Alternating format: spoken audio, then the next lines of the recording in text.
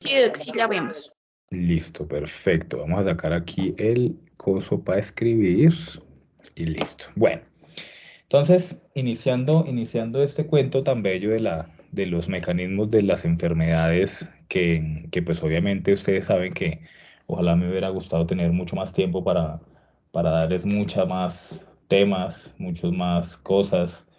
Vamos a ver si en la clase presencial puedo complementarles un poquito más, de pronto el tema de tumores, el tema de alergias, bueno, una cantidad de cosas que son interesantes también. Pero bueno, eh, um, hablando un poquito de las adaptaciones celulares, hay que recordar un concepto muy importante que todavía es vigente y es de este señor Rudolf Virchow, que fue el padre de la patología moderna, un tipo muy pilo, un tipo alemán, un tipo médico humano que también hacía como cosas en animales, que tenía finca y abría cerdos y abría vacas, que escribe un libro que se llama El Tratado de Patología Celular y que pues a hoy todavía en las últimas versiones de McGavin, por ejemplo, de Japan Kennedy, pues se manejan conceptos de él y todavía son vigentes. Y es un concepto tan importante que la patología celular menciona que definitivamente así como la base biológica nuestra son las células, pues para la fisiología el funcionamiento normal depende del correcto equilibrio en las células. Asimismo, en el mecanismo para que se desencadenen las enfermedades, pues las células también están absolutamente inmersas en esta situación. Por ende, pues, ¿cómo vamos a entender la clínica? ¿Sí? ¿Cómo vamos a entender la manifestación del signo clínico en nuestros pacientes cuando no entendemos las células cómo funcionan? Eso es un total absurdo. Por ende, vamos a repasar que definitivamente todos los órganos lesionados inician con alteraciones estructurales o moleculares en las células. Por ende, así como la célula es la base de la biología, también es la base de la patología. Por ende, vamos a repasar algunos conceptos muy sencillos. Entonces, dentro de esos conceptos sencillos, pues hay que mencionar efectivamente que pues la célula tiene un funcionamiento y que recordemos que las células, dependiendo de su ubicación, dependiendo de su origen, si son mesenquimales o epiteliales, tienen un origen bien particular y que tienen un cierto grado de especialización. No es lo mismo una neurona, por ejemplo, en las demandas de oxígeno, a una célula tal vez del estrato córneo de la piel. ¿Sí? No, por supuesto que las demandas de oxígeno son mucho más altas en una neurona que está produciendo energía en forma de ATP todo el tiempo. Entonces, por supuesto, siempre es importante, y ustedes como colegas saben que para poder entender lo anormal hay que entender lo normal. Por eso en el pregrado vimos fisiología de primeras y después vimos patología. Entonces, recordar que la célula es una estructura absolutamente universal que tiene un sistema de producción de energía, que son las mitocondrias, que tiene un sistema de contención del material genético, que es el núcleo, que tiene un sistema de producción de proteínas, que es el retículo endoplásmico rugoso y por supuesto los ribosomas que están presentes allí, y que además tiene una membrana celular, entre muchas otras estructuras que dependiendo del tipo celular, pues pueden ser especializadas o pueden existir o no. Me explico, por ejemplo, ustedes saben que el epitelio respiratorio tiene cilias, pero el hígado no. Y es justamente por las funciones y por la evolución tan impresionante que ha tenido el sistema celular durante la historia de la biología y el origen de nosotros. Entonces, en ese sentido, pues recordar un concepto súper importante como el equilibrio que mantiene las demandas fisiológicas de manera normal, ¿sí? Que es la homeostasis, y que dentro de ese mismo equilibrio existen fenómenos de adaptación celular, donde esos mecanismos de adaptación celular tratan de mantener la homeostasis, ¿sí? Entonces, el fenómeno de estrés es un fenómeno que es absolutamente inherente a la vida. Todo el tiempo estamos bajo condiciones de estrés, calor, frío, hambre, sueño, sueño, por ejemplo, hoy, etcétera, etcétera, cansancio, ¿sí? Pero vamos a hacer un esfuerzo gigante por mantener esa adaptación celular y esa homeostasis. Entonces, por supuesto, mantener esa viabilidad, ¿sí? Es un esfuerzo bien interesante que hacen las células para poder seguir viviendo y para poder seguir manteniendo sus funciones vitales normales. ¿Mm? Entonces, algunas, por ejemplo, responden aumentando y disminuyendo producción de contenido, por ejemplo, las glándulas sudoríparas, si estamos con mucho calor, pues empezamos a sudar como caballos, entonces eso es normal. Y dentro de los procesos de adaptación tenemos algunos bien importantes, ¿sí? Que son las atrofias, las hipertrofias, las hiperplasias y las metaplasias. Yo no sé si ustedes recuerdan qué es una atrofia, muchachos. ¿Qué es una atrofia?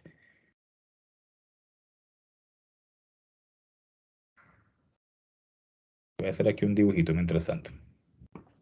¿Qué es una atrofia?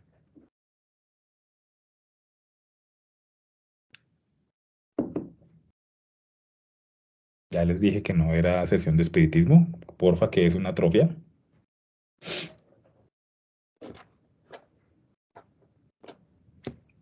¿Me escuchas, profe? Sí. Puede ser disminución en el tamaño o en la función de un órgano en específico, dependiendo de la patología asociada. Sí, sí, señora. ¿Y una hipertrofia? Sería lo contrario. Contrario, exactamente, el aumento de tamaño en respuesta a un estímulo. Y recuerden que una hiperplasia es ¿qué? ¿El aumento de qué? ¿Un número de células? Perfecto, muy bien, así me gusta. ¿Y la metaplasia, recuerdan de pronto qué es una metaplasia?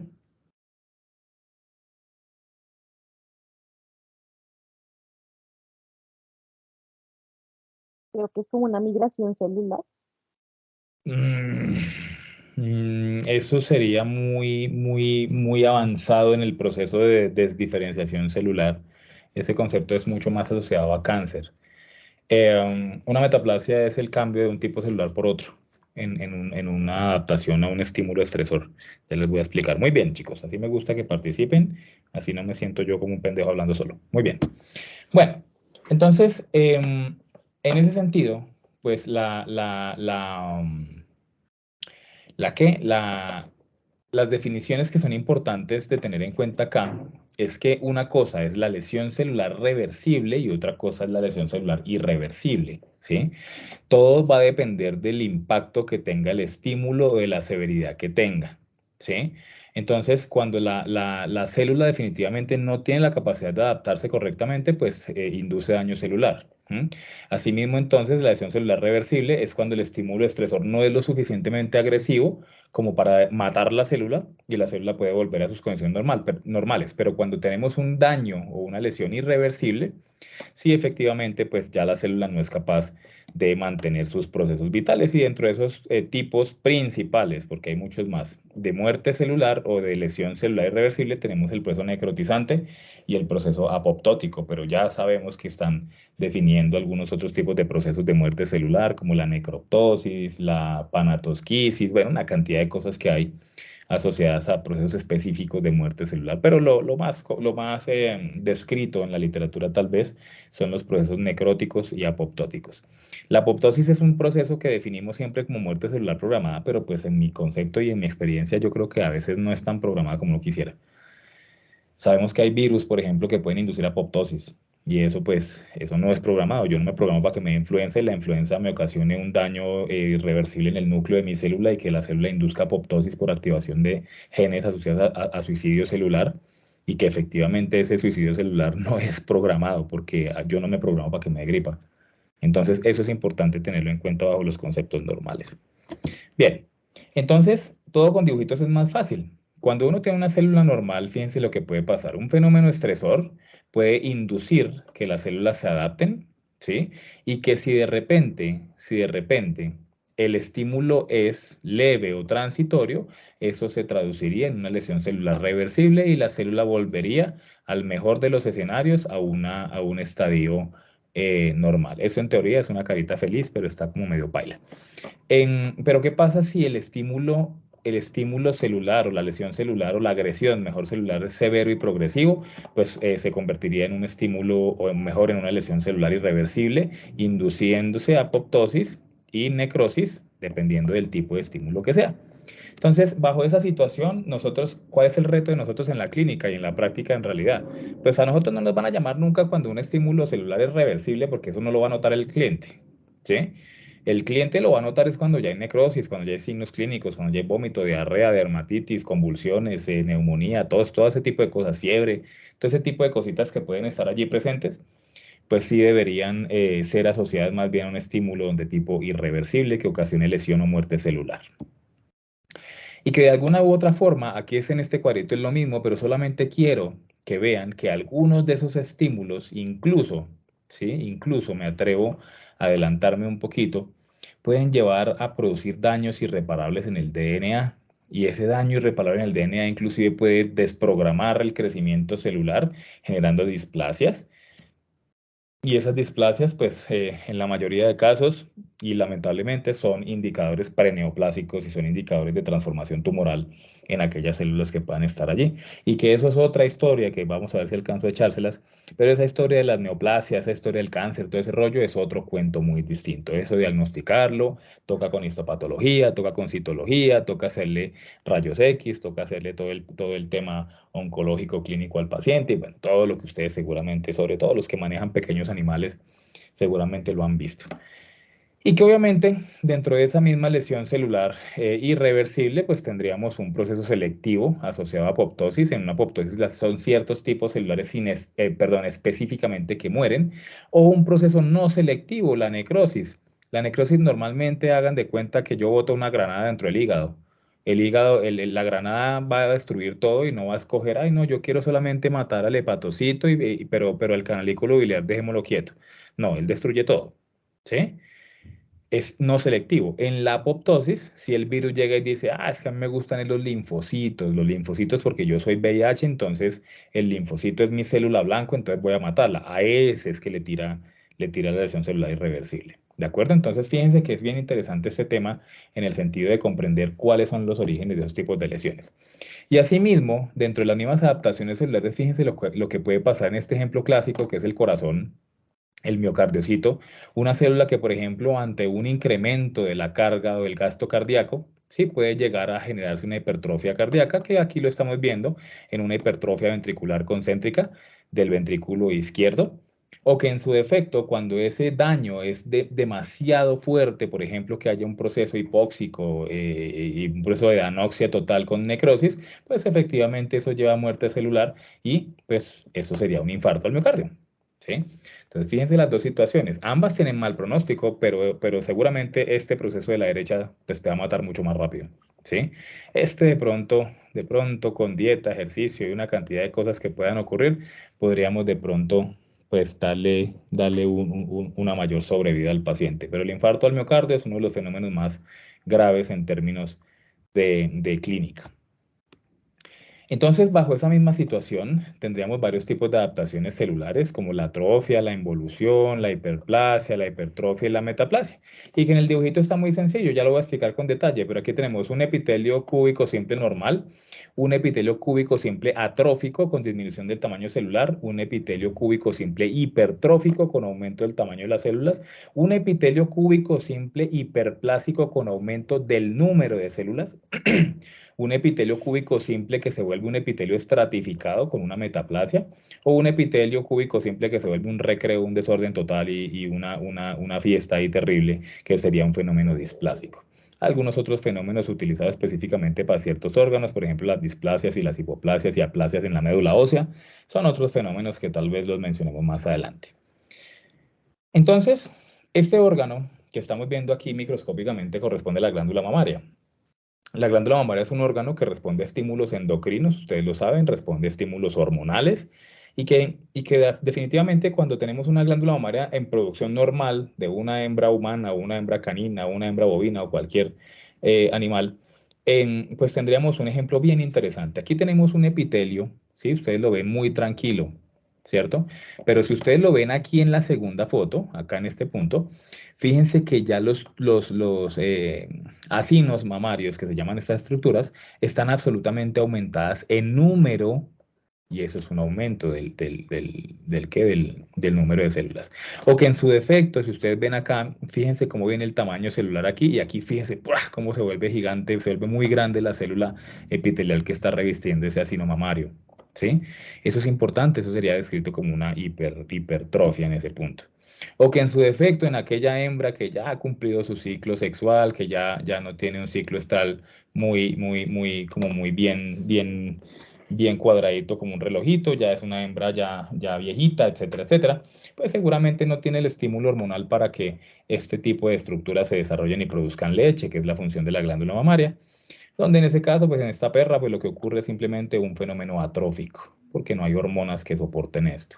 O en su defecto, podríamos empezar a ver en glándula mamaria un efecto metaplásico donde se transforma el epitelio cúbico simple, que estamos viéndolo acá, en un epitelio que es absolutamente estratificado. O si lo vemos en un sentido un poquito más dramático, estaremos viendo que en esas displasias, ¿sí? Fíjense el desorden celular que hay. No hay una definición de un epitelio, no hay una definición del número de capas, no hay unas células que estén homogéneas en su forma y en su tamaño. Y esto muy seguramente va a empezar a generar el fenómeno tumoral. Y estoy dando el ejemplo, muchachos, de glándula mamaria, porque pues una de las cosas que tenemos más comúnmente en la clínica, y de hecho acabo de diagnosticar como 7 tumores de esos, son los tumores de glándula mamaria, ¿sí?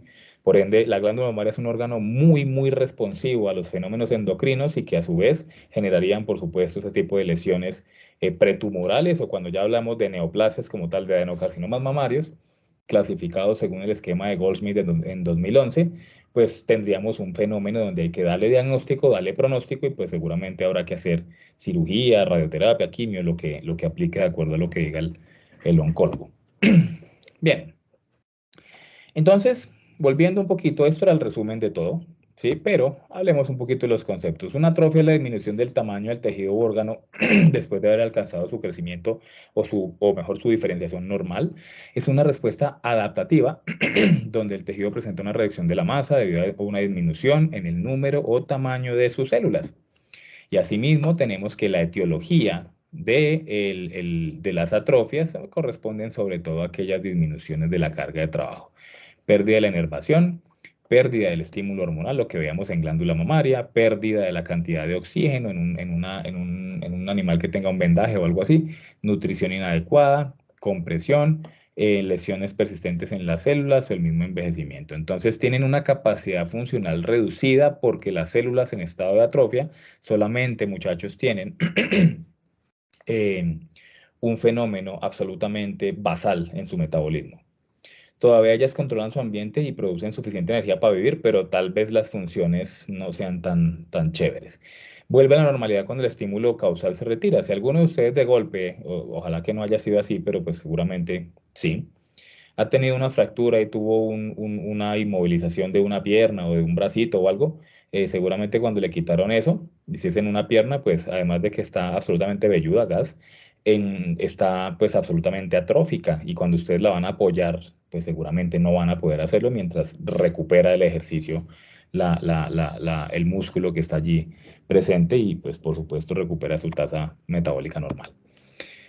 Entonces, en este punto, en términos energéticos, los procesos catabólicos son mucho más predominantes que los anabólicos. Aquí en una atrofia muscular, por ejemplo, lo que les mencionaba, hay disminución de miofilamentos musculares, disminución de mitocondrias, de retículo endoplásmico que produce proteínas y, por supuesto, una disminución de la actividad metabólica y eso induciría una atrofia.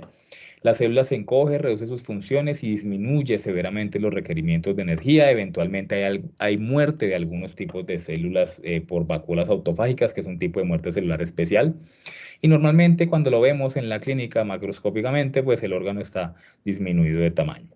Microscópicamente la atrofia, pues las células también se ven más pequeñitas y todo se aprende mucho mejor con fotos. Entonces, si ustedes observan, aquí tenemos a la izquierda una pechuga de pollo para un caldito bien bueno, para un desayuno, pero pues esta de pronto de arriba sí me sirve, pero esta de pronto no me sirve porque miren que no tiene carne, ¿sí? No le da sazón al caldito. Y efectivamente debe haber algún tipo de traumatismo o alguna cosa o un fenómeno de inanición que produzca eso. Aquí a la derecha tenemos entonces un equino. Si ustedes ven el miembro posterior izquierdo de este animal, pues está absolutamente atrófico su masa muscular y fíjense que el del lado derecho está muy normal. Entonces, básicamente eso es lo que correspondería a una atrofia. Aquí en ese sentido, fíjense, una enfermedad bien particular. Aquí tenemos una atrofia tiroidea muy severa. Esta es la tiroides y esta es la paratiroides. Si ustedes recuerdan, pues la tiroides y la paratiroides están anatómicamente muy relacionadas. pero en ningún libro y en ninguna parte del mundo vamos a encontrar que la paratiroides es casi igual de tamaño a la tiroides. Ustedes saben que eso no es así. Y microscópicamente aquí lo tenemos. Este tejido que está acá es un tejido tiroideo atrófico y esto es el tejido normal de la paratiroides. Entonces, fíjense esa atrofia que puede ocurrir en este sentido. Normalmente son responsivas a falta de estímulos hormonales, seguramente algún problema con la producción de TSH a nivel del sistema nervioso central. Aquí tenemos la misma situación. Aquí tenemos un pajarito que efectivamente tiene un problema de una atrofia muscular. Y aquí hice hace muchos años un dibujo en Paint, todavía había Paint, y aquí pues se ve la atrofia de ese músculo pectoral y seguramente es asociado a un trauma con falta de o con daño en la inervación nerviosa, ¿no? Daño en la inervación que pues obviamente dificulta el movimiento y eso ocasionaría una atrofia y que efectivamente en este caso así fue. ¿Sí? Un traumatismo a nivel del nervio braquial y que pues eso induce esa atrofia en esta ave, ¿sí? Que es lo que ocurre en los fenómenos atróficos. ¿Sí? Y que cuando lo vemos de manera microscópica, pues fíjense el contexto tan interesante que tenemos aquí, un músculo estriado esquelético que correspondería, por supuesto, a unas células con núcleos periféricos, con estrías y demás situaciones histológicas que nos ayudan a reconocerlas, pero que si ustedes se dan cuenta, este es el normal y este es el anormal. Aquí tenemos un aumento del espacio perimicial, que son todos estos espacios que están acá, porque efectivamente las células están encogidas, están disminuidas de tamaño. Y cuando lo vemos aquí con mayor magnificación, vemos células de pronto grandes como esta, ¿sí? Y vemos células muy chiquitas como esta. Sí, esas células chiquiticas y que están así como medio muy basofílicas, tienden a ser más de tipo atrófico. Cuando tenemos un animal que está en estado de inanición pasa exactamente lo mismo. Eso es un fenómeno interesante que lo vemos a la necropsia, sobre todo en aquellos animales que han sufrido de procesos de inanición durante mucho tiempo. Y tenemos atrofia de la grasa perirrenal, como lo vemos aquí en la foto de la izquierda. Este está normal. O atrofia de la grasa pericárdica, etcétera, etcétera, que nos ayuda a decir y a pensar en la necropsia, oiga, que este man no estaba comiendo, este animal, perdón, no estaba comiendo bien hace mucho tiempo y pues eso lo estamos evidenciando en un fenómeno atrófico de la grasa. Aquí pasa exactamente lo mismo, un fenómeno donde aquí la médula ósea, aquí en la estructura metafisiaria de un hueso largo está pues normal y que en un hueso, ¿sí? Atrófico tendríamos eso, lo que pasa por ejemplo en las ovejas y los pequeños rumiantes cuando tienen infestaciones muy severas o mejor infecciones, que creo que es más correcto, por parásitos como Strongylus vulgaris, tal vez como Hemoncus contortus, entre otros que son nematófagos, pues seguramente la médula ósea se va a cansar y va a generar fenómenos de atrofia de la médula ósea con anemias aplásicas muy severas. Aquí tenemos un fenómeno involutivo, que el fenómeno involutivo algunos autores lo manejan de manera como sinónimo de atrofia, pero lo manejan para ciertos órganos en particular. Aquí tenemos, muchachos, en la foto de la izquierda una médula ósea normal, ¿sí? Aquí tenemos hueso, aquí tenemos, estos son tejidos, estos son células adiposas, perdónenme, y todas esas bolitas moradas son células hematopoyéticas normales. Y aquí esto es un desierto total, ¿sí? Aquí no hay celulitas, no hay nada, está en un fenómeno absolutamente atrófico, con, por supuesto, una pancitopenia muy severa, que seguramente se va a ver en la hematología, se va a ver en el animal, etcétera, etcétera, y pues seguramente este animal se va a morir o ya se murió muy rápido. En cuanto a los fenómenos contrarios, con aumento del tamaño del órgano, como son las hipertrofias y las hiperplasias, pues ya dijimos que la hipertrofia es el aumento del tamaño y la hiperplasia es el aumento del número. Entonces, las hipertrofias son todo lo contrario a las atrofias. Es una respuesta en la cual incrementa su tamaño debido al tamaño, a un aumento del tamaño celular. Y la etiología puede ser fisiológica, por ejemplo, por ejercicio, los que se la pasan en el gimnasio y todas esas cosas, yo no. Eh, o puede ser patológica, por ejemplo, en la falla cardíaca que presenta un agrandamiento del miocardio, pues para poder suplir la demanda de sangre en todos y cada una de las células del cuerpo. Es una respuesta a señales tróficas, a veces endócrinas también, donde pues hay una, por ejemplo, en lo que pasa en el embarazo, en la preñez y la lactancia, donde pues los órganos aumentan de tamaño, la glándula mamaria, etcétera, etcétera, o una una hipertrofia patológica, perdón, donde el hipertiroidismo en los gatos pues puede conducir a una hipertrofia miocárdica, pues seguramente por ese desbalance severo que habría en la T3 y en la T4 producidas en esta glándula tiroides en un paciente con estas enfermedades genéticas. Asimismo, tenemos una princesa aquí al lado muy delicada ella, como para, como para llegarle borracho.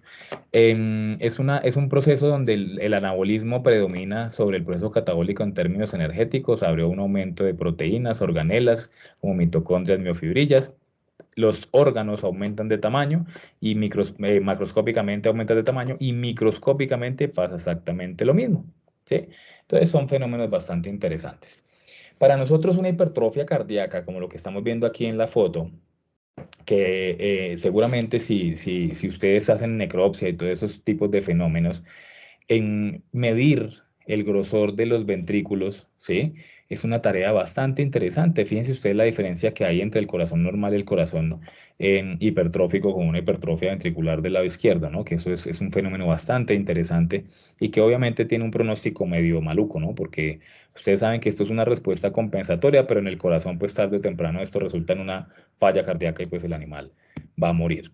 Y que cuando lo vemos microscópicamente, pues creo que no hay que ir a la NASA para darnos cuenta que este es el proceso normal y este es el proceso no normal, donde las células están mucho más aumentadas de tamaño, el aumento que están viendo es el mismo, ¿sí?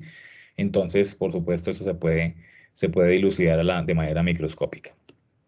En cuanto a las hiperplasias, pues tenemos fenómenos también bien interesantes donde esas hiperplasias también hay un aumento del tamaño del órgano y de la masa tisular que se causa por un aumento en el número de células pues, que lo constituyen. En una muy buena parte de los casos que observamos, las hipertrofias y las hiperplasias se observan de manera simultánea en muchos tejidos. ¿Sí? Por ejemplo, aquí tenemos un caso bien bonito, bien interesante, un adenoma, un tumor funcional de la glándula hipófisis que secreta ACTH y que obviamente eso generaría, ¿sí? Por supuesto, por la producción hormonal de factores liberadores hormonales, pues produciría una respuesta bien interesante, bien hipertrófica, bien hiperplásica, más hiperplásica que hipertrófica en las glándulas adrenales, ¿no? Y obviamente ustedes saben que cuando hacen la necropsia, cuando ustedes estudiaron su anatomía, cuando han hecho cirugía, etcétera, pues han visto que la glándula adrenal jamás va a ser más o menos el 20% del tamaño del cerebro, o sea, eso no es posible. Por ende, sí está muy aumentado de tamaño debido, en este caso, a una hiperplasia, ¿sí? Aquí tenemos un fenómeno interesante, un bocio congénito en un caprina. Y aquí tenemos, pues creo que se nota un poquito la patología que estamos aquí observando. Recordemos que el bocio es un fenómeno donde no tenemos yodo en la dieta y el yodo es el factor principal para la producción de hormonas tiroideas. Entonces, en respuesta a esa disminución del yodo en la dieta, pues lo que hacen las células es aumentarse en número. Fíjense acá cómo está súper aumentado, muchas bolitas azules, moradas. Eso quiere decir que hay una hiperplasia para tratar de intentar producir ese coloide que es donde están esas hormonas, ¿sí? Tiroides que hacen parte, pues por supuesto, del metabolismo de las proteínas, entre otras situaciones fisiológicas que tienen los animales. En cuanto a la metaplasia, muchachos, pues un tipo celular adulto se sustituye por otro, como les decía hace un momento. La causa, hay muchas causas, sí, hay muchas causas. La irritación crónica, por ejemplo, cuando lo vemos desde el punto de vista de las dermatopatologías, la disminución de vitamina A, las obstrucciones luminales de los órganos tubulares, las hematopoiesis extramedulares. Y en este caso, pues, se reemplaza por un tipo celular más adaptado.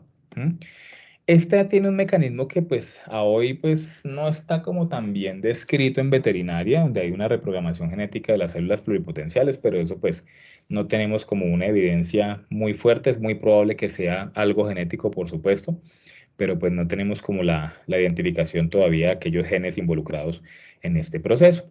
Entonces, por ejemplo, ¿qué pasa? Aquí tenemos un tejido conectivo fibroso, ¿no? Un tejido de sostén, un tejido mesenquimatoso, que ante un trauma crónico, por ejemplo, induciría un fenómeno metaplásico y él se convertiría en un tejido mucho más adaptado y que resista a este trauma crónico, que sería el agente etiológico y desencadenante de esa situación metaplásica. Entonces, aquí vemos el dibujito, el epitelio pues se transforma en una situación mucho más resistente, ¿no? Un tejido cilíndrico siempre se transforma en un epitelio escamoso, pues para resistir lo que sea. Por ejemplo, en las aves, muchachos, No sé si tengo aquí una foto, sí.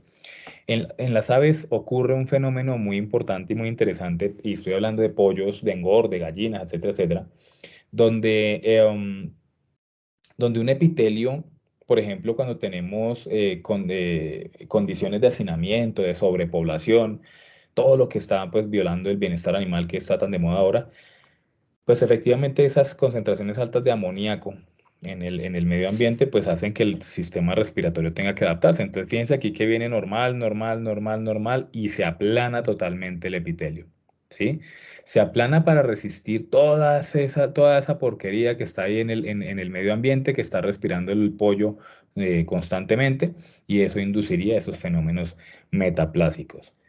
Si lo queremos poner en un contexto de humanos, un fumador; si lo queremos poner en contexto de otras situaciones, pues los animales que viven en ciudades, etcétera, etcétera, etcétera. Entonces, esto sería una metaplasia como tal. ¿Listos? ¿Alguna pregunta hasta ahora, chicos? No, Doc, todo bien.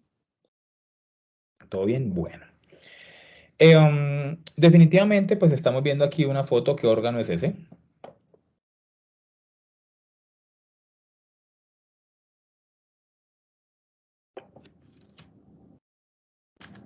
¿Qué órgano será ese, muchachos?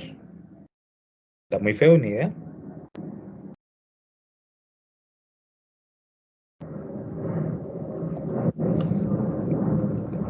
Inténtelo, que si se equivocan no pasa nada. Solo pierden la materia. No, mentira, no pasa nada.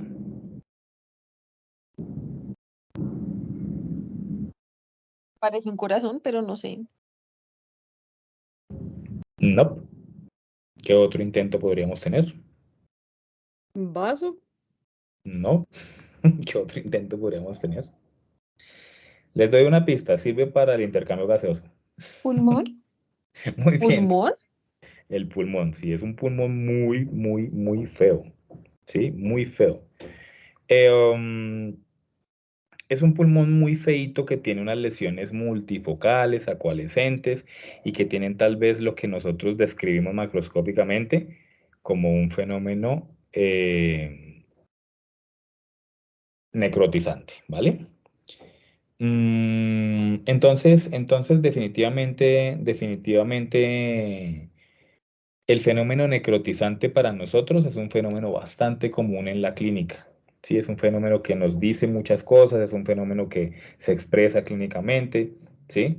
Es un fenómeno que definitivamente lo vamos a ver muy comúnmente en nuestros pacientes. Entonces, en ese sentido, vamos a hablar un poquito del fenómeno necrotizante, ¿vale?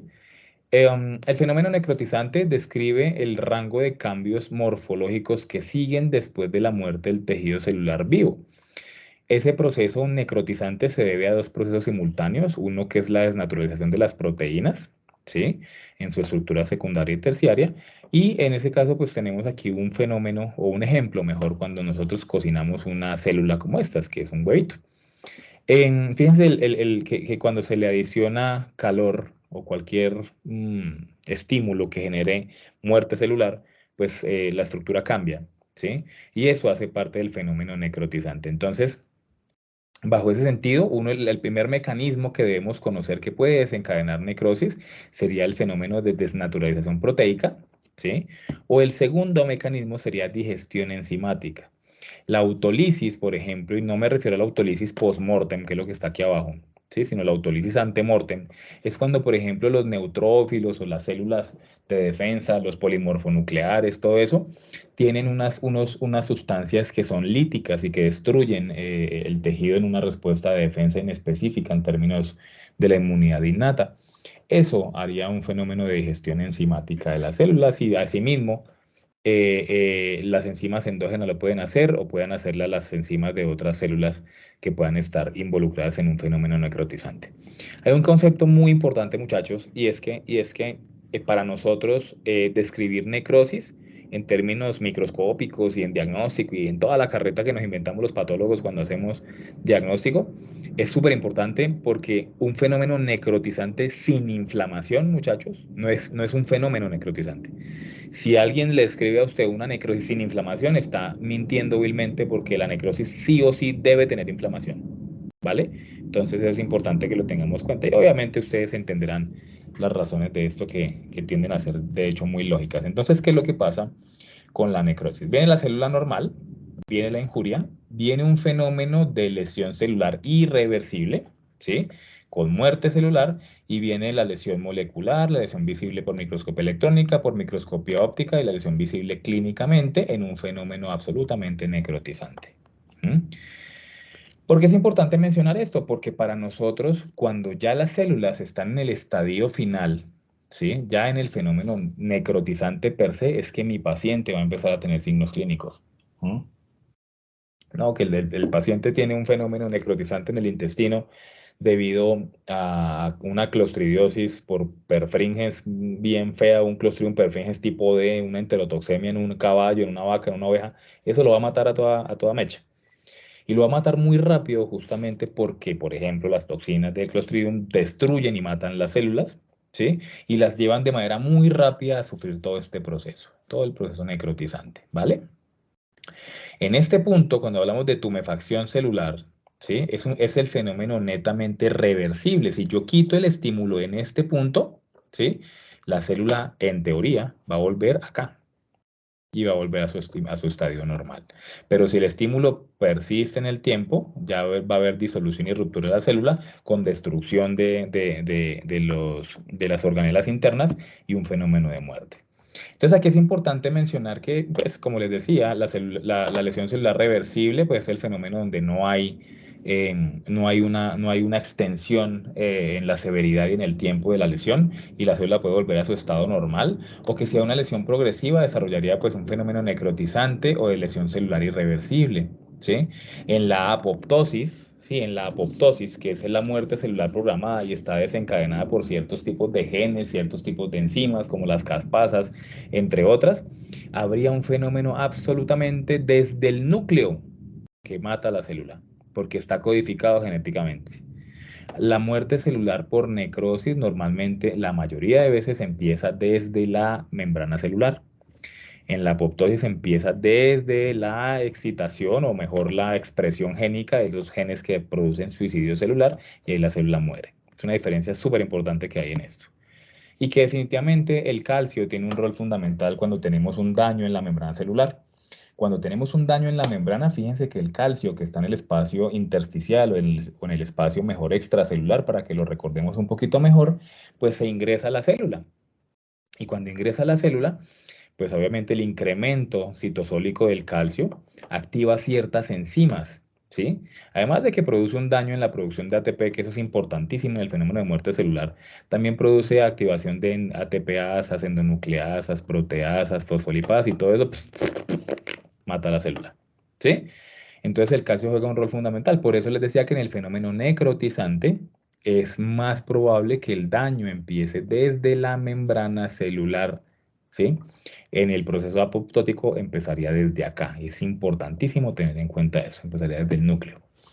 Microscópicamente es importante cuando ustedes reciben un diagnóstico de un patólogo y pues ese patólogo es competente para leer una lámina, efectivamente pues ver los cambios microscópicos que hay, por ejemplo la hipereosinofilia o que se vuelven rosadas muy intensas esas células, pues es algo inherente al proceso necrotizante. También vemos alteraciones en el núcleo, donde por ejemplo la pignosis o la hiperpigmentación y el recogimiento del núcleo es un fenómeno bien importante. El fenómeno cariorréctico también es importantísimo en el fenómeno de necrosis. La cariorrexis es la fragmentación del núcleo y el fenómeno cariolítico es cuando ya la célula, el núcleo está completamente destruido y el núcleo no se ve en esos tejidos. Entonces, pignosis, cariorrexis y cariolisis. Pignosis es hipercondensación del núcleo, cariorrexis es fragmentación nuclear y cariolisis es desaparición total del núcleo. Lo mismo, ya creo que lo entendieron. Entonces, bajo esa misma situación, el fenómeno necrotizante, dependiendo del mecanismo que tenga, existen muchos mecanismos más y obviamente tenemos que pensar en el mecanismo hipóxico y demás cosas que son importantes y que seguramente ustedes lo conocen, pero esos patrones de necrosis son bien interesantes y están bien descritos en la literatura. Por ejemplo, aquí tenemos necrosis de coagulación, necrosis de Zenker, licuefactiva, caseosa, esteatonecrosis y necrosis fibrinoide, ¿sí? Y esos fenómenos necrotizantes pues tienen una etiología de pronto particular que nos ayuda a veces a diferenciarlos. Asimismo, la necrosis de coagulación es la más común de todas y es la más fácil de diagnosticar, entre comillas. Esta ocurre en el accidente celular hipóxico, cuando hay un bloqueo por un infarto o una infartación, un bloqueo arterial, cualquier cosa, pues ocurre isquemia, la isquemia disminuye el ATP y ahí pues viene todo el fenómeno de muerte celular. En la microscopía se conserva el contorno básico. Hay desnaturalización de las proteínas como mecanismo predominante sobre la digestión, por ende yo puedo ver las células como tal, pues bien conservadas. Y obviamente hay inflamación, ¿no? Hay leucocitos acompañando el fenómeno. Macroscópicamente el tejido pues se reconoce normalmente, pero el color y la textura son muy diferentes, ¿sí? Tienden a ser más pálidos, por ejemplo, lo que pasa en un infarto, la consistencia seca, firme y friable, el tejido puede estar hinchado o encogido y puede aparecer obviamente una reacción inflamatoria. Entonces todo es mucho más bonito con fotos. Eso es el riñón de un bovino que está sufriendo un fenómeno septicémico con obstrucción vascular arterial, seguramente en el aparato justaglomerular y en las arterias arcuatas y todas estas situaciones vasculares, que produce este infarto. Seguramente está acá donde lo estoy aquí rayando y fíjense cómo lo expresa de manera triangular. Seguramente ustedes le enseñaron en patología el famoso infarto en cuña. Ese infarto, ¿sí? Es un fenómeno de necrosis de coagulación. Entonces, cuando hay infarto, se produce necrosis de coagulación. Pasa exactamente lo mismo. Aquí tenemos un agente infeccioso, el IBR en un feto. Esto produce abortos, recuérdenlo. Y que efectivamente pues, produce vasculitis y obstrucciones vasculares que generarían procesos de necrosis de coagulación. Microscópicamente, como les decía, la célula se conserva y la vemos bien al microscopio, la identificamos. Hay cambios citoplasmáticos como hipereosinofilia, lo más común, y en el núcleo pues vemos lo que acabamos de ver. Cariolisis, pignosis y cariorexis. Ya sabemos que es pignosis, que es cariolisis y cariorexis en la célula. Y ya lo vemos aquí mucho mejor. Fíjense aquí. Ah, no, esperen que este color no me gusta. Ah, joder madre, esperen que no. Ahora sí. Esto toca como con un color que será de pronto verdecito. Sí. Si ustedes ven aquí donde estoy yo rayando, ¿sí? Eso era un túbulo renal, lo estamos reconociendo, eso es un corte de riñón. Pero fíjense que no hay núcleos, entonces ¿eso sería qué? ¿Cariolisis, cariorexis o pignosis? Cariolisis. Sí, señora, muy bien. Aquí, por ejemplo, estamos viendo unas células hiperbasofílicas, discúlpeme, casi negras. ¿Sí? ¿Eso qué sería? ¿Pignosis o qué sería? ¿O cariorexis?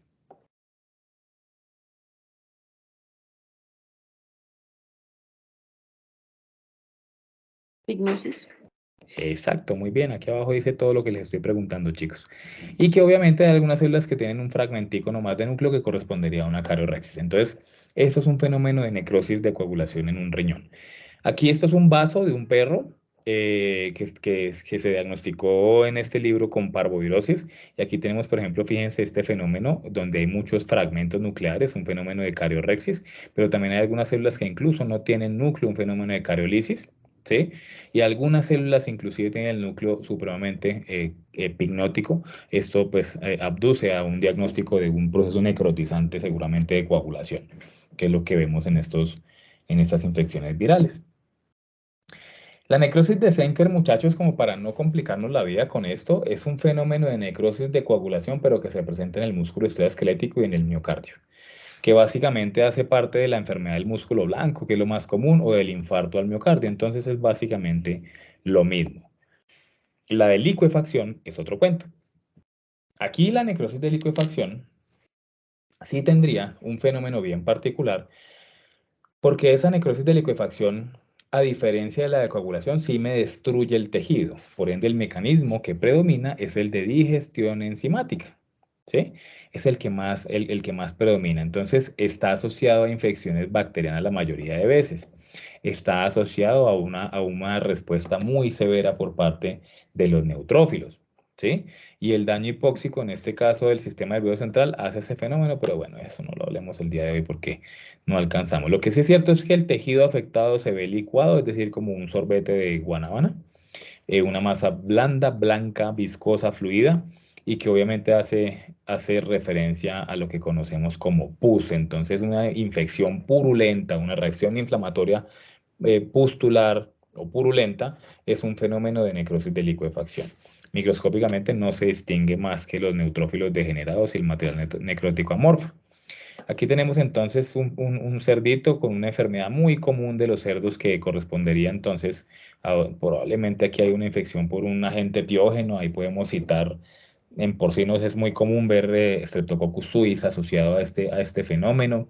A veces en la misma Troperella piógenes está también involucrada, pero incluso en lechones como estos, pues el mismo Escherichia coli puede estar también involucrado. Pero esto que estamos viendo es un ejemplo básico de una respuesta netamente purulenta. O sea, una necrosis de licuefacción. Aquí es lo mismo, otra vez cerdito. Aquí vamos cortando un absceso subcutáneo en ese cerdito, ¿cierto? Y pues ahí está, pues como muy bien lo que tenemos ahí. No estamos distinguiendo el órgano muy bien porque pues todo eso es una masa amorfa que tenemos allí.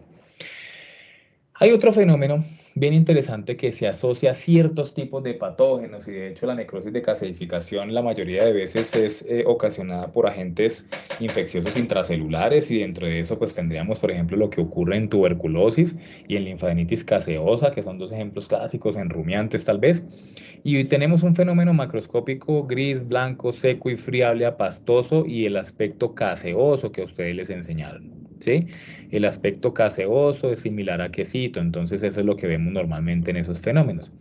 Las células muertas persisten microscópicamente hablando como restos eosinofílicos amorfos y no conservan el entorno celular, pero tampoco tienen una disolución completa. ¿Sí? Esto es una enfermedad que es supremamente bien descrita en los ovinos y los caprinos. En nuestro país la tenemos muy distribuida hacia el norte del país, donde yo lo he visto tal vez más.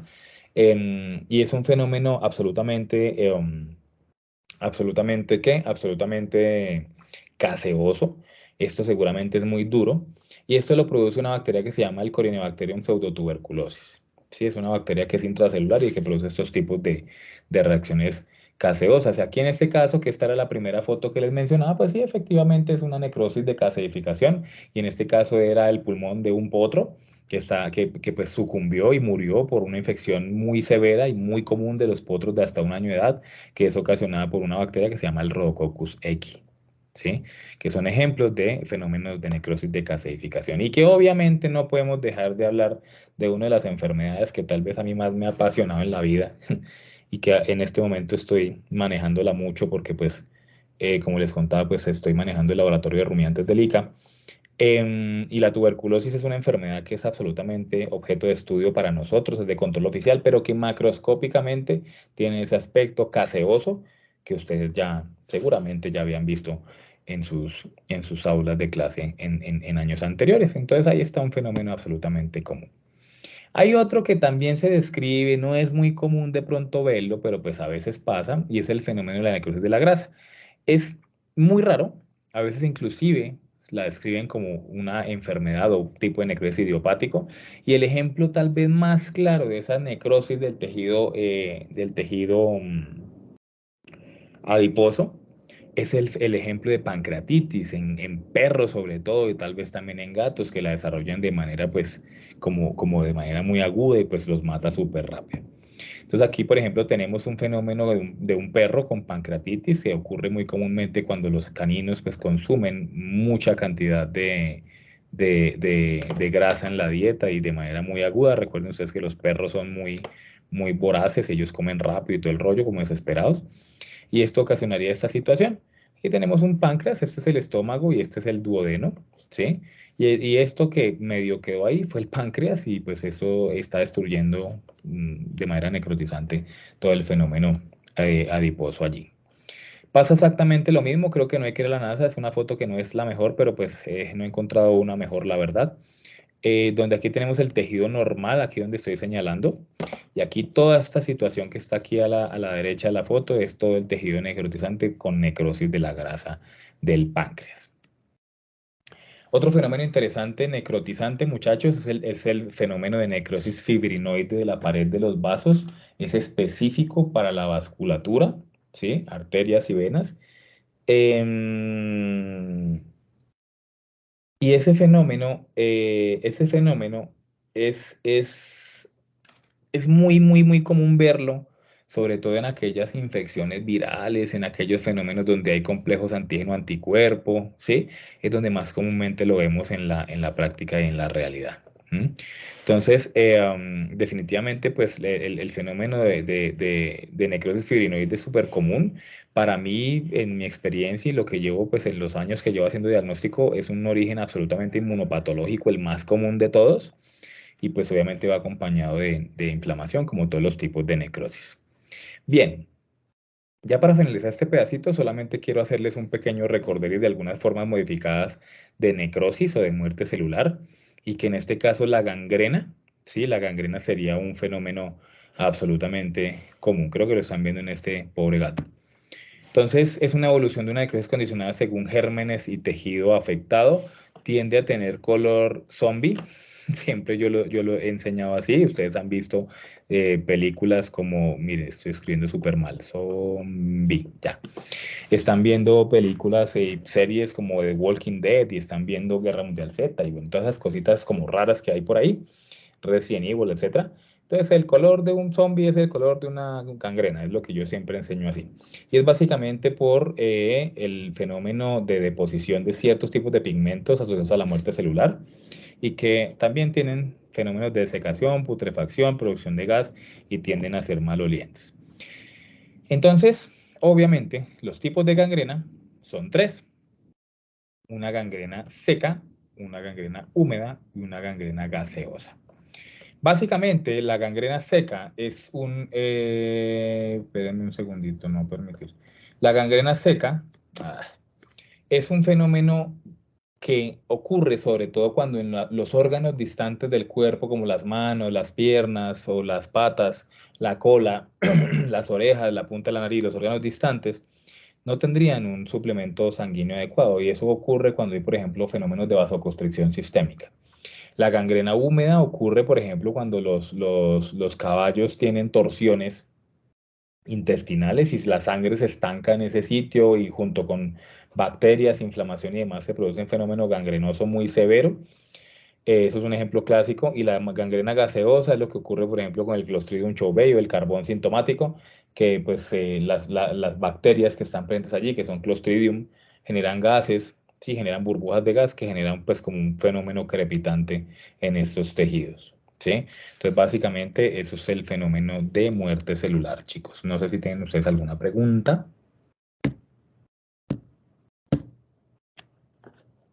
o puedo continuar.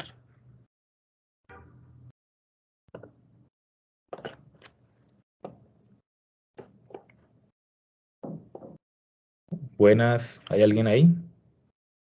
No, señor, no hay ninguna pregunta. Ok, bueno.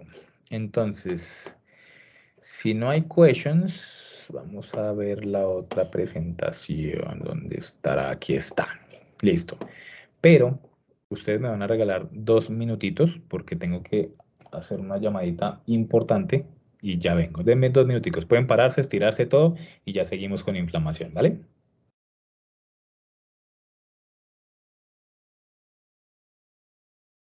Perfecto, doctor.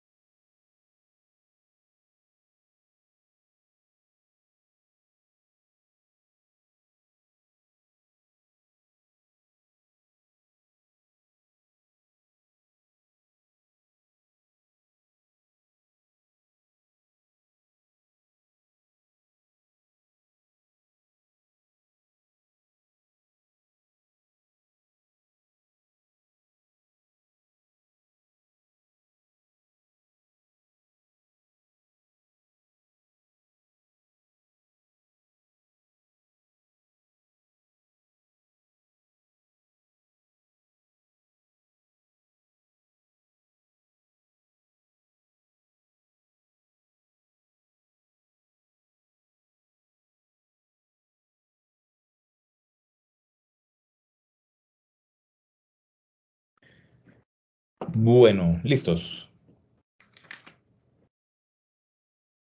Listo, chicos, ¿estamos ya ready? Sí, Sí, señor. Bueno, listo. Entonces, en ese sentido, pues vamos a ver otro temita que también nos parece importante, y es justamente el tema de la inflamación, ¿sí? A veces nosotros vemos la inflamación y eso pasa cuando uno pues se acostumbra a que todas las itis se tratan con AINES o se tratan con corticoides o con cualquier tipo de medicamento de estos, pero a veces es importante analizar la inflamación en el sentido de su fisiopatología para poder comprender, pues, efectivamente qué es lo que ocurre cuando un animal presenta un fenómeno inflamatorio. Por ende, si ustedes se dan cuenta, la inflamación es un fenómeno absolutamente común y que está involucrado, por supuesto, en muchos fenómenos. Aquí estamos mencionando, por ejemplo, fenómenos como cáncer, inclusive, enfermedades pulmonares, neurológicas, autoinmunes, artritis, diabetes, Alzheimer, etcétera, etcétera, donde de alguna manera, directa o indirectamente hablando, hay un fenómeno inflamatorio, ¿sí? Entonces, vamos a ver en este ratico que nos queda algunos de los conceptos importantes de la inflamación para recordarles un poquito que cuando tenemos un paciente hay que analizarlo con mucho cuidado, ¿no? Y hay que analizarlo con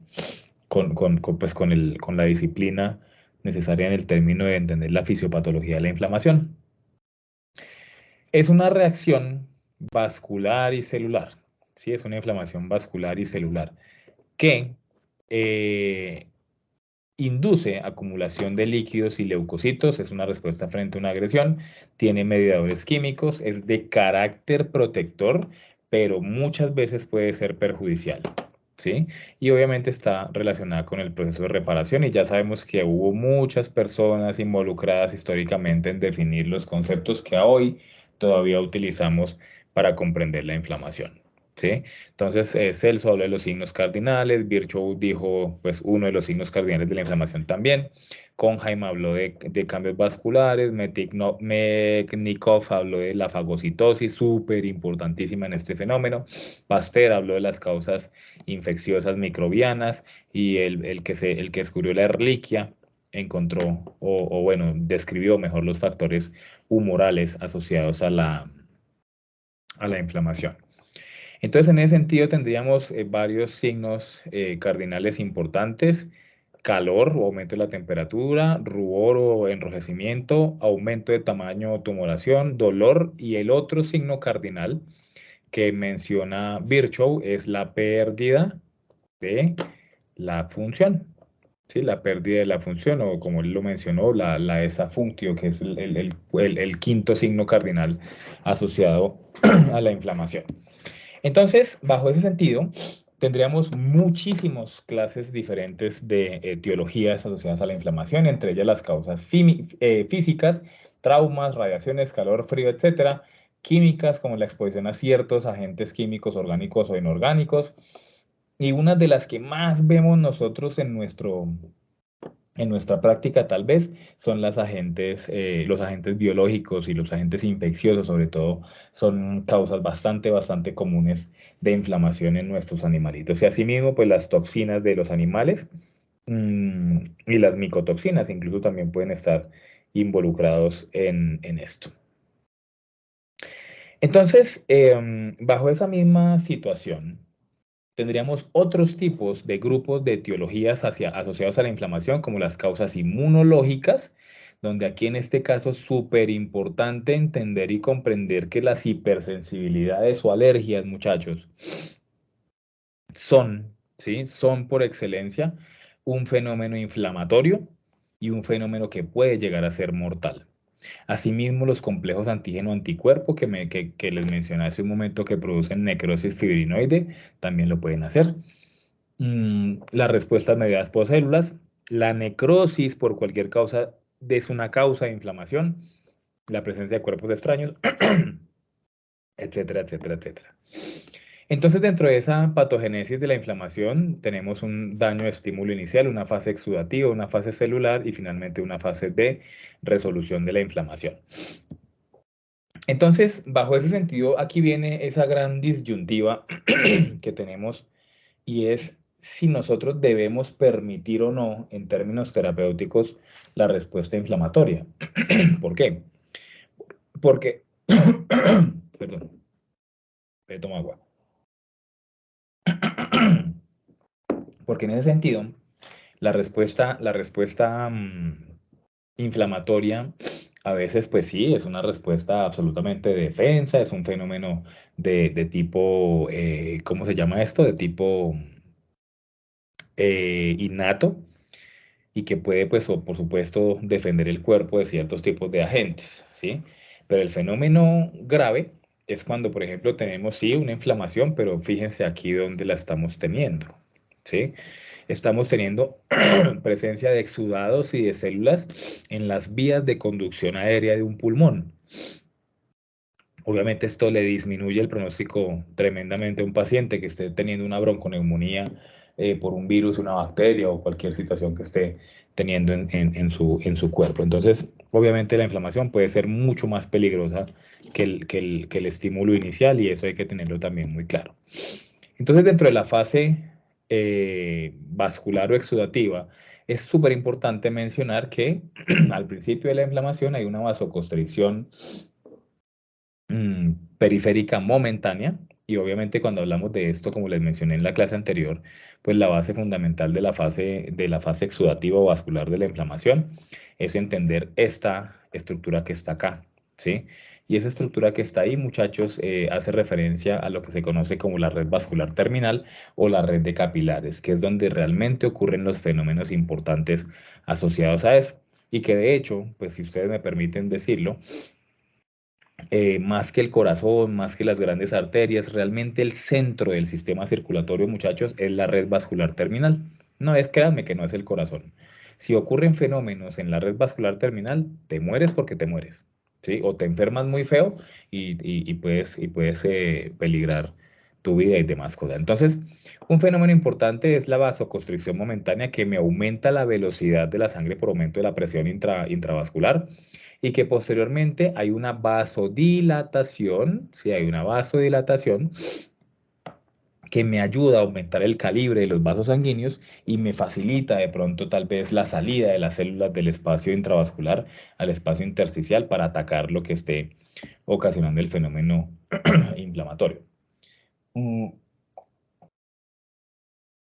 Entonces, bajo ese sentido, una de las cosas importantes que tenemos que saber es que el fenómeno de contracción endotelial es súper importante, la reorganización del citoesqueleto también lo es, que a veces puede haber incluso injuria directa para que haya crisis o aumento de la permeabilidad, que esta injuria puede también depender de leucocitos y que a consecuencia tendría un aumento o un incremento de la transitosis. La transitosis es la salida de células del espacio intravascular al espacio intersticial o extravascular. Asimismo, entonces, como les decía, aquí lo que tendríamos es un fenómeno absoluto de vasodilatación, ¿sí? Para permitir esa salida de células. Que obviamente esto hace referencia a muchos agentes o mediadores de la inflamación, como el óxido nítrico, como la histamina, etcétera, etcétera, que pueden regular el calibre de la red vascular terminal. Entonces, es importante mencionar, muchachos, que aquí también, como lo mencioné en la clase anterior, la presión hidrostática y la presión coroidosmótica juegan un papel fundamental porque en este caso lo primero que ocurre en el fenómeno inflamatorio es el fenómeno netamente edematoso y por eso yo les mencionaba la vez pasada que existe un edema no inflamatorio, ¿sí? Y un edema inflamatorio. En ese sentido, este correspondería al edema inflamatorio, porque aquí también hay salida de líquidos, hay una cantidad de cosas que pueden estar allí presentes que generaría la muerte en estos animales, o mejor la inflamación para no matarlo todavía. Sí, aquí pues el dibujito es el mismo. Asimismo, para que ocurran todos esos fenómenos que les estoy mencionando, deben haber unos mediadores químicos derivados de células, por ejemplo, los preformados como las aminas vasoactivas, como la histamina y la serotonina, que son vasodilatadores, y algunos que se sintetizan en el momento que ocurre la inflamación, por ejemplo, los mecanismos del ácido araquidónico, las citoquinas y las quemoquinas, el óxido nítrico e incluso hasta los mismos radicales libres pueden estar presentes allí como mediadores químicos de la respuesta de tipo inflamatorio. Asimismo, tendríamos otros, como el sistema de la coagulación en la fibrinolisis, el complemento y las cininas vasoactivas que pueden regular también este tipo de respuesta inflamatoria. Entonces, fíjense que importantísimo mencionar que algunos agentes o algunos mejor mediadores pueden ser originados en el hígado, ¿sí? Como fuente principal, y en este caso estamos hablando, por ejemplo, del sistema de la coagulación y el sistema del complemento, que son proteínas de fase aguda y que se originan en el hígado. Y también tendríamos, por ejemplo, algunas células que se encargan de producir ciertos tipos de mediadores, como los mastocitos, por ejemplo, que producen histamina, las plaquetas que producen serotonina, etcétera, etcétera, ¿sí? O algunos de nueva síntesis, como esta lista que está acá, que pueden estar presentes allí en esos órganos. Asimismo, por ejemplo, supremamente importante, muchachos, recordar la función del óxido nítrico. El óxido nítrico es un agente que produce vasodilatación también. Y resulta que es bien interesante porque cuando hay un estímulo, ¿sí? Un estímulo activador de la respuesta inflamatoria, una de las primeras células que está involucrada es el macrófago. A mí me enseñaron hace mucho tiempo que la primera línea de defensa en la respuesta inflamatoria era el neutrófilo. Y pues yo pues he tratado de leer un poquito sobre esto desde hace varios años y todo el rollo, y yo pienso que no es tanto el neutrófilo. El neutrófilo hace parte de un número grande de células que llega a raíz de la fase celular de la inflamación. Pero para mí, y es mi concepto, y pues se lo pregunté a alguien alguna vez para en otro país y me dijo que yo tenía razón, para mí la primera línea de defensa en realidad es el macrófago. ¿Por qué? Porque, por ejemplo, el macrófago que está en los tejidos, como histiocito, como célula osteoclástica, como célula de Kupffer en el hígado, que está como macrófago alveolar en el pulmón, que está como célula de glía en el sistema nervioso central, etcétera, etcétera. Ese macrófago, él está vigilando ahí todo lo que pasa. Y cuando él llega y fagocita alguna joda perdón, alguna agente que pueda desencadenar una respuesta inflamatoria, ¿sí? Él puede, dentro de sus reacciones, generar radicales libres, ¿sí? Generar radicales libres que van a ayudar a destruir ese agente por vías de citotoxicidad y por vías de fagocitosis, por supuesto. Y también, a raíz de eso, va a generar otros fenómenos asociados a la respuesta inflamatoria. Entonces, el macrófago para mí tiene un protagonismo bastante interesante. Recordemos, chicos, que el macrófago, antes de llamarse macrófago, se llama monocito. El monocito es el macrófago en sangre, ¿no? Estoy hablando de los macrófagos que están presentes afuera del sistema vascular. Entonces, en ese sentido, pues tendríamos una situación bien particular, y es que ese fenómeno vascular ocasionado por los macrófagos ocurre de la siguiente manera. Cuando hay fagocitosis, ¿sí? Ocurre un fenómeno que se llama la inducción o la activación genética, mejor, de una sustancia que se llama la sintasa inductora de óxido nítrico, que produce óxido nítrico, y que ese óxido nítrico, cuando empieza a liberarse de los macrófagos, ayuda a varias cosas. Pues él entra aquí, ¿sí? Ayuda a la reducción de la agregación plaquetaria, ayuda a liberar la sintasa endotelial de óxido nítrico, que es otra que responde ante el óxido nítrico también, y que también es un vasodilatador, que ayuda a la reducción de leucocitos y ayuda a vasodilatar, ¿sí? ¿Para qué? Para que haya más volumen de llegada de sangre a un lugar que está siendo sujeto de la respuesta inflamatoria. Entonces, eso hace referencia a esta situación que tenemos acá en el fenómeno inflamatorio. Por otro lado, también tenemos un fenómeno interesantísimo, y es lo que hace el sistema del complemento. El complemento, ustedes saben que hace parte de la respuesta de defensa también de tipo innato, ¿sí? Y ese complemento también tiene pues varias vías interesante recordarlas. La vía clásica, donde pues es mediada por anticuerpos y que obviamente busca la fagocitosis por marcaje. La vía alterna, donde hay pues opsonización de esos efectos, de esos microbios, perdón, que deben ser destruidos y que pues por vías de ciertas anafilotoxinas, que ahí se llaman, pues desencadenan una respuesta inflamatoria, o la vía de lectinas, que pues haría la formación del complejo de ataque de membranas, que destruiría los microbios, pero eso es otra vía diferente. Entonces el complemento también tiene mucho que ver con este fenómeno. Entonces, como les decía, vascularmente hablando, hay una vasoconstricción transitoria, posteriormente una vasodilatación más larga, que es la que en realidad produce los signos cardinales de la inflamación, un aumento de la permeabilidad vascular y una exudación de líquidos. Es lo que realmente ocurriría en ese fenómeno inflamatorio. Entonces, una de las cosas importantes que ocurre en la sangre es que hay una pérdida del flujo laminar o lo que se conoce como la circulación axial de las células. Así normalmente se mueven las células dentro de la sangre, dentro del plasma, en la parte central del vaso sanguíneo. Pero cuando tenemos fenómenos inflamatorios, estas células van a tender, a acercarse a las uniones interendoteliales para poder salir, ¿sí? Entonces, eso hace que la vasodilatación, todos esos fenómenos que les estoy mencionando, explique pues el rubor o la hemoconcentración en esos órganos que están siendo sujetos de la inflamación. Posteriormente a la fase exudativa, pasaríamos a la fase celular de la inflamación, ¿sí? Esa fase celular tiene un fenómeno bien súper interesante y súper bonito. Entonces, quiero que me pongan aquí mucha atención y piensen que efectivamente esta célula que estoy señalando acá, esperen, yo cambio de color, pongámosle red. Esta célula que está acá pensemos que es un avión, ¿sí? Que es un avión y él va volando por el sistema sanguíneo.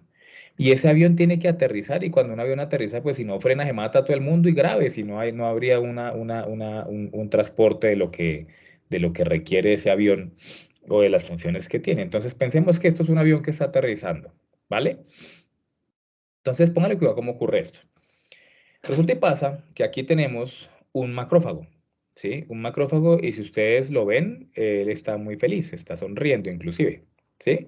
Está sonriendo porque fagocitó algo. Y cuando el macrófago, ¿sí? El macrófago fagocita algo, él empieza a liberar ciertos tipos de citoquinas proinflamatorias de la fase exudativa de la inflamación, ¿sí? Perdón, discúlpeme, de la fase celular. Dentro de ellas tendríamos el factor de necrosis tumoral y la interleuquina 1. Esas dos lo que hacen es que le mandan la señal al avión. Digamos que esta célula acá, pongámosle el nombre neutrófilo, bueno, un leucocito cualquiera, ¿sí? Esa celulita lo que hace en realidad es sencillamente aterrizar, ¿sí? Por esas señales de la torre de control, por decirlo así, si me lo permiten en términos de avión. Entonces empieza a acercarse, ¿sí? Por gradiente electroquímico, en este caso por quimiotaxis, acercarse a la pista de aterrizaje, que es el endotelio. Todo esto que está acá, ahí para allá, todo eso es el endotelio, la pista de aterrizaje. Entonces ella se va acercando. Ella tiene unos frenos que se llaman Cialis-Lewis X modificado, que es una glicoproteína de superficie, la integrina en estado de baja afinidad y otros tipos de estructuras que están allí presentes. Entonces se acerca y resulta que los frenos, ¿sí? O las anclas que tendría, píllense lo que expresa el endotelio, expresaría la selectina P y la selectina E. Entonces la célula empieza a generar un fenómeno 1, 2, 3. Un fenómeno que se llama rolling. Y el rolling es el fenómeno mediante el cual las células empiezan a rodar, a rodar, a rodar y a disminuir su velocidad para finalmente detenerse. Entonces, ¿qué pasa? Dentro de los frenos que se expresan, fíjense aquí, la selectina se unió al Cialis-Lewis X, ¿sí? Y también se unió la selectina E y la selectina P también. Además, pues bueno, hay una expresión de ciertos tipos de proteoglicanos que nos ayudan a modificar un poquito la matriz extracelular, pero bueno, eso es un fenómeno como aparte. Asimismo, esta integrina que está acá, ¿sí? Ya cuando la célula está disminuyendo su velocidad, entraría a un estado de alta afinidad. Y ese estado de alta afinidad es bien interesante, ¿sí? Porque cuando está en estado de alta afinidad, quiere decir que la célula ya se va a detener, empieza a interactuar con el famoso ligando de integrinas ICAM1, que es un determinante absolutamente necesario para que se dé la respuesta inflamatoria, ¿sí? Entonces, cuando ya se une este ligando que se expresa en el endotelio, se une a la integrina, ¿sí? Pues la célula finalmente se detiene. Aquí ya hay una señal de stop. Aquí ya la célula ya está quieta. Y gracias a otra estructura que se llama el PCAM1 o el receptor CD31 del endotelio, que también se expresa en la célula, en el leucocito, empieza a ser un fenómeno de diapédesis. Recuerden que la diapédesis es cuando la célula como que se deforma, como cuando uno se va a salir de un bus de esos de servicio público, un Transmilenio, una cosa de esas, no sé en otros países cómo se llamará el bus de servicio público, pero uno como que se enflaca un poquito y como que se deforma y como que se mueve para ver si puede pasar por ese montón de gente por un espacio reducido. Eso es un fenómeno de diapédesis y eso es lo que se llama infiltración celular, cuando la célula ya sale y va a atacar lo que tenga que atacar, va a fagocitar lo que tenga que fagocitar, va a liberar los factores que tenga que liberar. Y eso es lo que ocurre básicamente en el fenómeno de inflamación en la fase exudativa. ¿Listos? Chicos, ¿me entendieron esto? Sí, señor. Fantástico. Si no, en YouTube ustedes ponen rolling y ya les sale todo esto con animación y todo eso ya ha avanzado mucho. Pasa que yo soy viejito y todavía lo explico con dibujos. Bueno, entonces, ¿cómo se expresa eso microscópicamente en las células? Pues así, fíjense, aquí tenemos este punto de acá, es el espacio intravascular, ¿sí? Acá es el espacio intravascular. Y fíjense cómo las células se están acercando al endotelio, ¿sí? Y ya incluso se están saliendo, ¿sí? Y ya las células están por fuera, ¿sí? Ya están por fuera del espacio intravascular que es este. Eso hace referencia efectivamente a ese fenómeno que les estaba yo mencionando hace un momento. Eso es básicamente lo que explicaría la inflamación aguda. No sé si tienen alguna pregunta hasta el momento, chicos. Doc, qué pena, ¿se puede volver a la gráfica, por favor? Qué pena, para tomarle en pantalla. Gracias. ¿Con todo y rayones? Sí. ¿Listo? Sí, señor, no importa. Vale, perfecto. Entonces, bajo esa misma situación, empezamos a ver la inflamación crónica, ¿sí? Obviamente, muchachos, ustedes saben que la inflamación crónica, la inflamación aguda, discúlpenme, la inflamación aguda es un fenómeno agudo, ¿sí? Es rápido. A mí me da enteritis, me da dermatitis, me da neumonía aguda, me da encefalitis, me da etcétera, etcétera. Y ustedes le ponen el nombre de acuerdo al órgano, ¿sí? Em, ese tipo de fenómeno tiende a ser agudo, ¿sí? El tema es que cuando es demasiado severo, o mata al animal, o lo enferma muy feo, o tiende a ser crónico. Obviamente estoy hablando, muchachos, de un contexto de lesión celular irreversible asociado a todos estos fenómenos que ustedes están aprendiendo o que están mejor repasando, porque seguramente alguien en el pasado les enseñó esto a ustedes también. Entonces, bajo esa misma situación, pues la inflamación crónica, yo la llamaría o la denominaría, si ustedes me permiten dar mi opinión personal, como el fracaso total de la inflamación aguda. ¿Sí? O sea, cuando hay inflamación crónica es porque la inflamación aguda fracasó totalmente en su objetivo, que es contener algo que es extraño y es contener algo que no debería estar allí. Entonces, bajo esa misma situación, la inflamación crónica es cuando una inflamación se vuelve aguda, aguda, aguda, aguda, aguda y no funciona. O sea, simplemente no es como lo que esperamos en la contención de la inflamación. Entonces, la inflamación crónica hace referencia a la persistencia crónica de ese estímulo, que puede ser varios días, semanas, años, etcétera, etcétera. Aquí, a diferencia de la respuesta inflamatoria aguda, ¿sí? Tendríamos que sí hay definitivamente un fenómeno de respuesta inmune adquirido. Aquí sí ya habría, por ejemplo, formación de anticuerpos. En la aguda seguramente es un fenómeno tal vez un poquito más innato. Ahí no habría como tal formación de anticuerpos. Histológicamente hablando, importante mencionar 3 tipos celulares interesantísimos. Diría yo los vasos sanguíneos, diría yo fibroblastos y macrófagos, y si ustedes me lo permiten, a mí me lo enseñaron así, mis profes de patología, el fibroblasto, bueno, no se ve nada, pero el fibroblasto es la célula más importante de la respuesta inflamatoria crónica. Y piensen, muchachos, que cuando un tejido normal, póngale usted hígado, póngale usted, no sé, riñón, póngale usted cualquier órgano así de esos que son bien críticos en la clínica, si el tejido normal funcional se reemplaza por fibroblastos, nada que hacer. ¿Sí? Ese tejido entra en pérdida de la función. Por eso, como le digo yo, Papito Virchow, que es el padre de la patología, dijo que el quinto signo cardinal de la inflamación, muchachos y niñas, es la pérdida de la función y es básicamente por la presencia de fibroblastos en una respuesta inflamatoria de este tipo. ¿De acuerdo? Entonces, por eso para mí, pues, y pues para otros también más viejitos que yo, los fibroblastos son los más importantes de todos.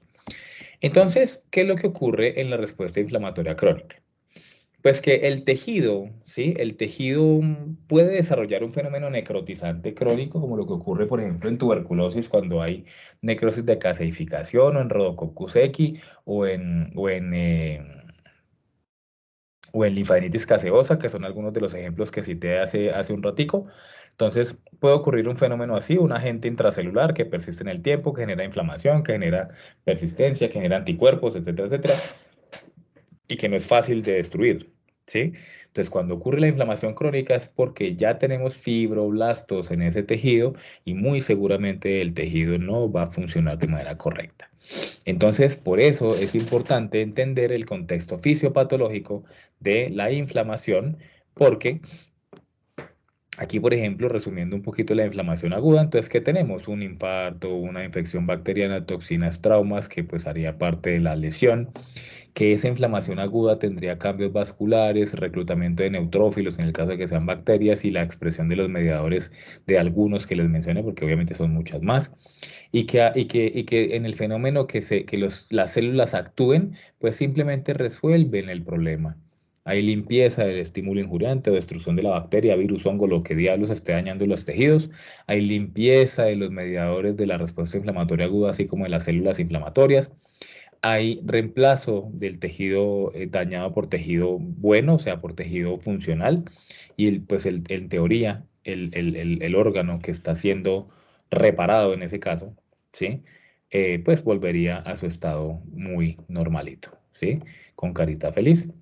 Entonces, bajo ese sentido, ¿qué tendríamos nosotros en un fenómeno crónico?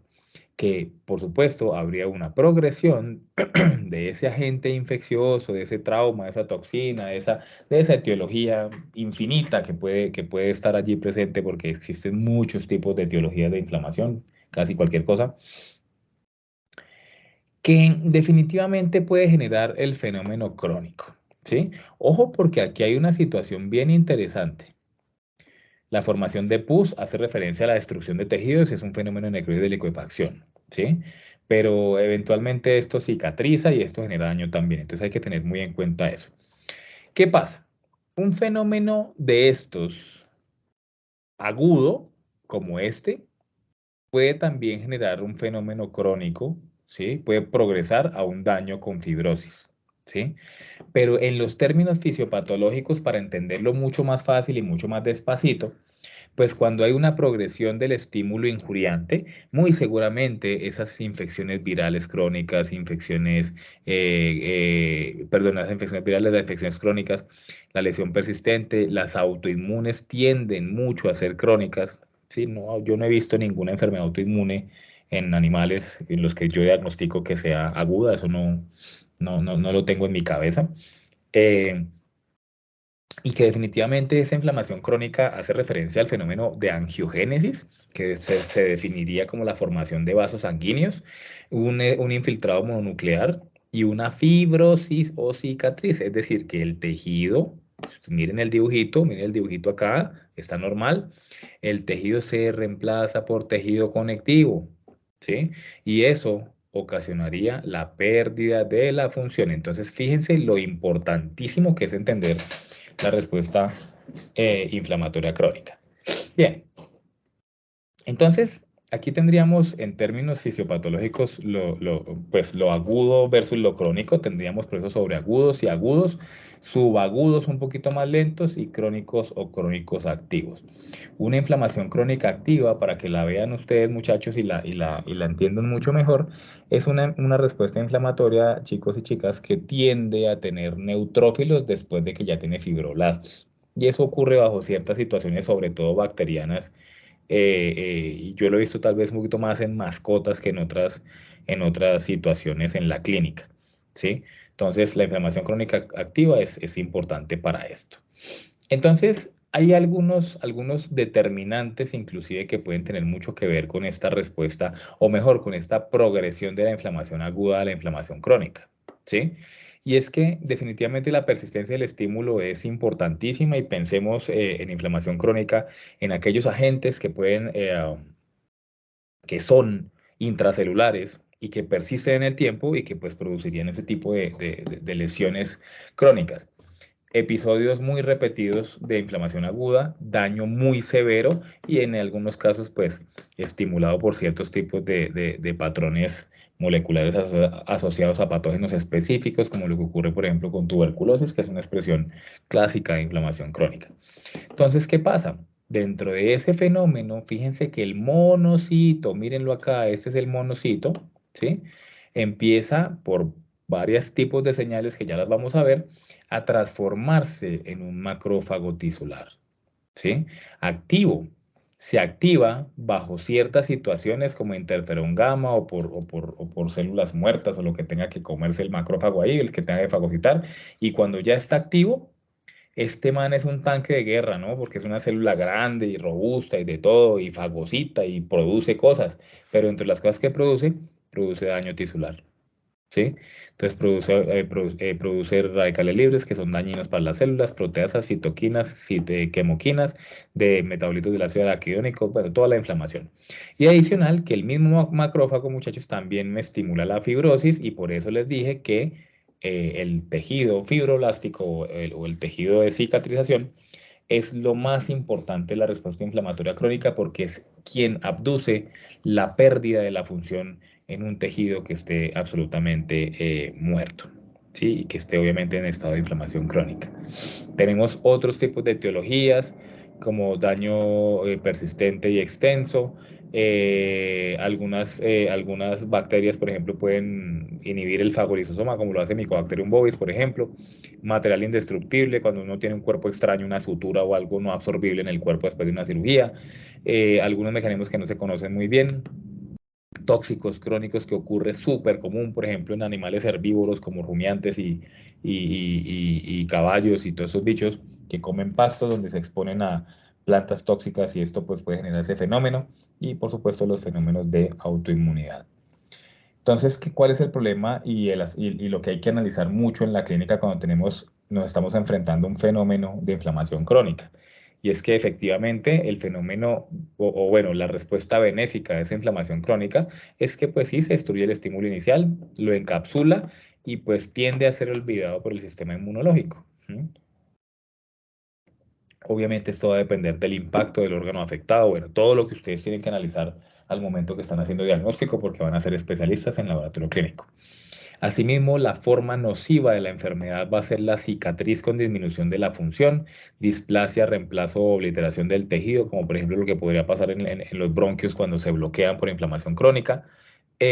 Continua liberación de factor necrosis tumoral que pues aumenta temperatura y disminuye el apetito. Todas esas situaciones pueden estar allí presentes en un fenómeno de inflamación crónica. Y dentro de ese mismo fenómeno, que este dibujito es lo mismo que les mostré hace un rato. Ojo, porque aquí viene el fenómeno de reparación, que a veces no es tan benéfico, porque el tejido que se repara es el tejido que tiene fibroblastos en vez de su tejido funcional. O la misma respuesta a inflamación crónica convencional con células gigantes, multinucleadas, etcétera, etcétera. O que en el mejor de los escenarios, ¿sí? Aquí tendríamos un fenómeno de resolución con regresión a la forma normal del tejido, pero pues es muy poco probable en un fenómeno crónico de este tipo. En cuanto a la patogenia, pues importante mencionar que también hay un reclutamiento celular al principio. Aquí pues la fase exudativa ya pasó en la inflamación crónica, que es una fase mucho más celular, y ese reclutamiento ocurre donde los macrófagos son atraídos mediante mecanismos de quimiotaxis a ese tejido conectivo, a ese tejido extracelular que está siendo afectado por la inflamación crónica, y empiezan a acumularse estos macrófagos en el tejido, que eso es súper importante. ¿Cómo lo hacen? Pues dependiendo de lo que haya en el fenómeno, depende de la etiología, pero normalmente pueden haber 3 tipos de respuestas. Una respuesta de reparación, donde pues es el famoso tejido de granulación que ustedes han escuchado y que seguramente ustedes, si son cirujanos, lo han operado, porque eso a veces toca hasta operarlo. La formación de abscesos, dependiendo de los tipos de bacterias que estén presentes allí, Streptoestafilo, bueno, todos los piógenos, o la formación incluso de granulomas, ¿sí? Todo ese tipo de cosas. Pero lo que sí es importante acá, muchachos, es que cuando se activa un macrófago en la respuesta inflamatoria crónica, aquí estamos ya concluyendo y analizando que efectivamente este tipo de respuesta inflamatoria es mucho más dañina de lo que uno podría esperar. Y que obviamente el fenómeno de fibrosis es lo más importante de todo, porque cuando se remodela la matriz extracelular del fibroblasto y se forma el tejido de granulación, pues sencillamente este tejido, muchachos, reemplaza al tejido normal, ¿sí? Al tejido pues, funcional de ese órgano que esté siendo afectado por la respuesta inflamatoria crónica. Entonces, una de las posibles respuestas que pueden haber es que hayan abscesos, ¿sí? La mayoría son abscesos asociados a bacterias, eventualmente estériles, pero esto no es tan común, y que obviamente la presencia de abscesos pues, puede ser originada en muchas cosas, en mascotas, por ejemplo, usted sabe que pueden haber dermatitis absedativas en perros y gaticos, en animales silvestres también, en equinos y bovinos pueden haber, por ejemplo, que una cojera o alguna cosa así le genere una reacción absedativa por ahí en el pulmón, en el cerebro, donde sea, y lo mata. Entonces, todo ese tipo de cosas son bien importantes de mencionar. Pero una de las respuestas tal vez más famosas que ocurren en la respuesta inflamatoria crónica, muchachos, es la regulación de la inflamación por los linfocitos T. Entonces, hay que diferenciar muy bien que la respuesta inflamatoria crónica puede ser regulada por 2 tipos de linfocitos T helper 1 y T helper 2, donde el T helper 1 es una respuesta más celular y el T helper 2 es mucho más humoral. El T helper 2 es más asociado a dermatitis alérgica a alimentos, asma, etcétera, etcétera, y pues aquí interviene mucho la célula de mast y el eosinófilo. Y el T helper 1 tiende a ser asociado a cuerpo extraño, antígenos endógenos.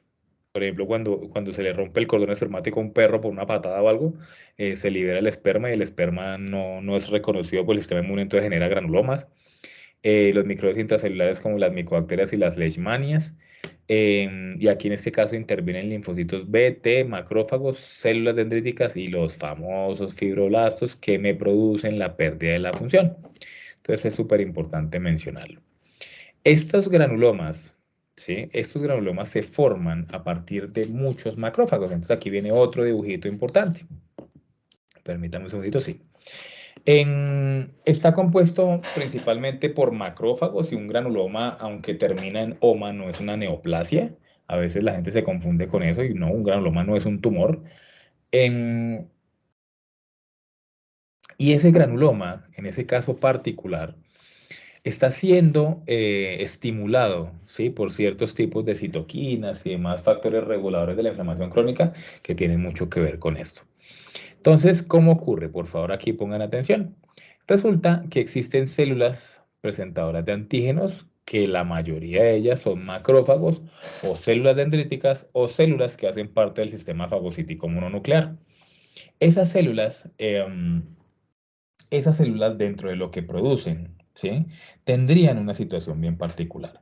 Cuando ellas presentan el antígeno, pónganle ustedes Mycobacterium bovis o pónganle ustedes Leishmania panamensis o pónganle cualquier tipo de joda de esas que pueda desencadenar granulomas, pues simplemente lo presenta porque en algún momento lo fagocitó y lo está presentando al sistema inmunológico mediante la interleuquina 12, ojo con eso, ¿sí? Mediante la interleuquina 12, lo que hace es estimular ciertos tipos de linfocitos. En este caso estamos hablando prácticamente de los linfocitos T helper 1 CD4 positivos. Estos, a su vez, producen otra citoquina, que es la interleuquina 2, que es un mecanismo de autoestimulación, por decirlo así, de estos tipos de células. Estas células CD4-TH1 producen otros tipos de fenómenos como, o mejor, de citoquinas proinflamatorias, como el mismo factor de necrosis tumoral, producen el famoso interferón gamma, que es tan polémico en el diagnóstico de tuberculosis, por ejemplo, y estas moléculas lo que hacen, entonces, el factor de necrosis tumoral me atrae los monocitos hacia la pared endotelial y me ayuda a que salgan de la pared endotelial al espacio extravascular.